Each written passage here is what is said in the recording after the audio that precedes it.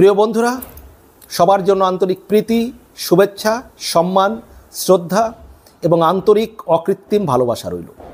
আজ আমি যখন এই ভিডিওটি করছি 16ই জুলাই, এই মুহূর্তে হয়তো গোপালগঞ্জের দিকে এনসিপির ডাকে, যেটা সার্জিস আলম এনসিপির নেতা, মার্চ টু গোপালগঞ্জ তার ফেসবুক পোস্টে দেখলাম।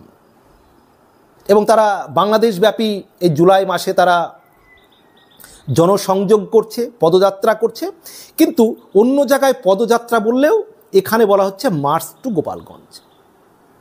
এখন গোপালগঞ্জ আওয়ামী লীগের ঘাঁটি, সেই গোপালগঞ্জে এনসিপি যাচ্ছে এবং এনসিপির সঙ্গে স্বাভাবিকভাবেই এখানে জামাত ইসলামের কিছু লোকজন থাকবে, সে কথা বলার অপেক্ষা রাখে না। রাজাকার আদর্শে যারা বিশ্বাস করে, মানে রাজাকারের আদর্শ যারা বহন করে, তারাও এখানে থাকবে। এবং মুক্তিযুদ্ধের চেতনার যারা মানুষ, তারা কোনোরূপ এই যারা এনসিপি, জামাত, যারা রাজাকার, তারা যদি গোপালগঞ্জে গিয়ে বঙ্গবন্ধুর কোনো স্মৃতিবিজড়িত জায়গায় আঘাত হানার চেষ্টা করে, তা প্রতিরোধ করবে আওয়ামী লীগ। যারা মুক্তিযুদ্ধের চেতনায় বিশ্বাস করে, সেই ডাক কিন্তু আওয়ামী লীগ এবং যারা মুক্তিযুদ্ধের চেতনায় বিশ্বাসী মানুষ গোপালগঞ্জ থেকে বিভিন্ন সোশ্যাল মিডিয়ায় কিন্তু দেখছি তাদের বক্তব্য, তাদের ভাইরাল বক্তব্য। এখন প্রশ্ন হলো যে এই যে এনসিপি 16ই জুলাই এই দিনটিতে কেন তারা গোপালগঞ্জ বেছে নিচ্ছে, তাদের উদ্দেশ্য কি? যারা বাংলাদেশের রাজনীতি চর্চা করেন, রাজনৈতিক বিশ্লেষক, তারা যেটা বলছেন যে বাংলাদেশে যে মুক্তিযুদ্ধের চেতনা, সেটাকে অবদমিত করে দেওয়া গিয়েছে অনেকটাই। এই যে বর্তমান যে রাজাকারপন্থী এনসিপি জামাত জোটের যে সরকার চলছে, এবং যে জোট সরকারকে বাইরে থেকে সমর্থন দিয়েছে বিএনপি কিছু সুবিধা ভোগ করার জন্য, আর সরকারটি চলছে এনসিপি জামাতের, সেই সরকার সারা বাংলাদেশ জুড়ে মুক্তিযুদ্ধের চেতনাকে অনেকটাই অবদমিত করে দিয়েছে। কিন্তু এখনও গোপালগঞ্জ আওয়ামী লীগের ঘাঁটি হিসাবে, মুক্তিযুদ্ধের চেতনা হিসাবে তা সুরক্ষিত রেখেছে। সেখানে এই জামাত, এই এনসিপি কোনো দাঁত বসাতে পারেনি। তাই তারা চেষ্টা করছে প্রশাসন দিয়ে, সারা বাংলাদেশ ব্যাপক ধরপাকড় করেছে, এমনকি গোপালগঞ্জেও বিভিন্ন জায়গায় ধরপাকড় করছে কয়েকদিন ধরে। এই প্রশাসন মানে এনসিপির যাতায়াতের পথ সুগম করে দেওয়ার জন্য ব্যাপক ধরপাকড় করিয়েছে, যাতে এই এনসিপিকে, জামাতকে বাধা না দিতে পারে সেখানকার আওয়ামী লীগ নেতাকর্মীরা, মুক্তিযুদ্ধের চেতনা মানুষেরা। যেহেতু এই সরকার মুক্তিযুদ্ধ বিরোধী, রাজাকারের আদর্শ তারা বহন করে হৃদয়ে, চিন্তায়, চেতনায়, যার ফলে আজকে যখন এনসিপি গোপালগঞ্জে যাবে, একটা কিন্তু মুখোমুখি দাঁড় হওয়ার বা মুখোমুখি একটা পরিস্থিতি হওয়ার সম্ভাবনা কিন্তু রয়েছে। সেখানে আওয়ামী লীগ, যারা মুক্তিযুদ্ধের চেতনার মানুষ, গোপালগঞ্জবাসী রুখে দাঁড়াবে, এ বিষয়ে কোনো সন্দেহ নেই। কিন্তু এই এনসিপি, জামাত, রাজাকার, এরা কি পদক্ষেপ নিচ্ছে গিয়ে, কি করবে গোপালগঞ্জে গিয়ে, তার উপরে কিন্তু নির্ভর করছে যে আজকে গোপালগঞ্জে কি পরিস্থিতি হবে। এবং এই গোপালগঞ্জের এই পরিস্থিতি শুধু গোপালগঞ্জে কিন্তু থাকবে এমনটাও বলা যাবে না। এই পরিস্থিতি ছড়িয়ে পড়তে পারে সারা বাংলাদেশে। এবং এই এনসিপির সঙ্গে শুধু এনসিপি থাকবে না, এনসিপি থাকবে, জামাত থাকবে, রাজাকার থাকবে, সন্ত্রাসীরা থাকবে, চোর, গুন্ডা, বদমাইশিরা থাকবে।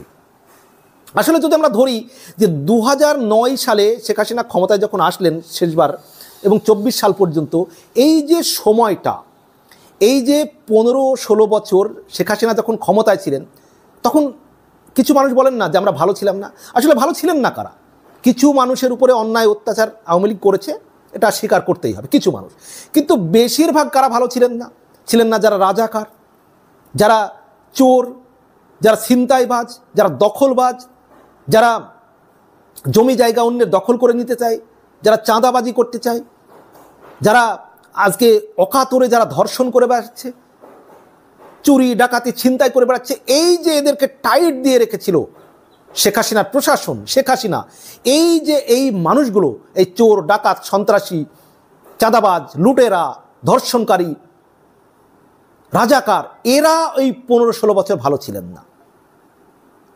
বাকি 15 বছরে বাংলাদেশের সাধারণ মানুষ ভালো ছিলেন, মুক্তিযুদ্ধের চেতনা মানুষ ভালো ছিলেন। হ্যাঁ, কিছু ক্ষেত্রে কি ব্যতিক্রম হয়নি, ভুল ত্রুটি হয়নি?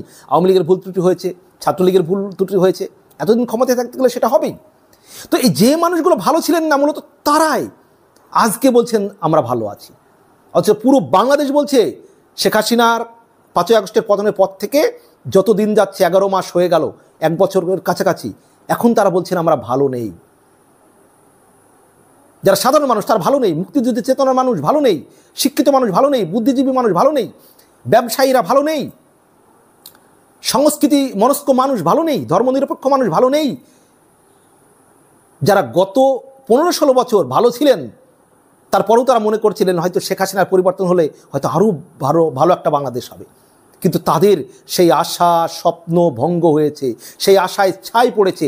তারা এখন বলছেন যে আমরা আগেই ভালো ছিলাম। যারা আন্দোলন করেছেন, যে সমস্ত ছাত্র জনতাকে ভুল বুঝিয়ে এই যে যারা আন্দোলন করেছিলেন জুলাই আগস্টে শেখ হাসিনার মানে পতনের জন্য বা কোটা সংস্কার আন্দোলন করেছিলেন, তারা আসলে একটা মানে মেটিকুলাস প্ল্যান করে সাধারণ ছাত্র জনগণকে এরা ব্যবহার করেছে। সেই ছাত্র জনগণ আজকে বুঝতে পেরেছে, তারা একাধিকজন শেখ হাসিনার সঙ্গে ফোনে কথা বলছেন, তারা ভুল স্বীকার করছেন, ক্ষমা চাইছেন যে তারা ভুল করেছেন। আজকে বাংলাদেশের জনগণ বুঝতে পেরেছে যে তাদের কি হারিয়েছে তারা। শেখ হাসিনার ক্ষমতা থেকে চলে যাওয়ার পরে আজকে বাংলাদেশের মানুষের নিরাপত্তা নেই, সাধারণ মানুষ নিরাশ হয়ে পড়েছে, ব্যবসায়িকরা আজকে কোনো স্বপ্ন দেখতে পারছে না, আগামীকাল কি করব তার কোনো প্ল্যান নেই, পরিকল্পনা নেই। একটা অনিশ্চিত ভবিষ্যৎ, অনিশ্চিত বাংলাদেশ।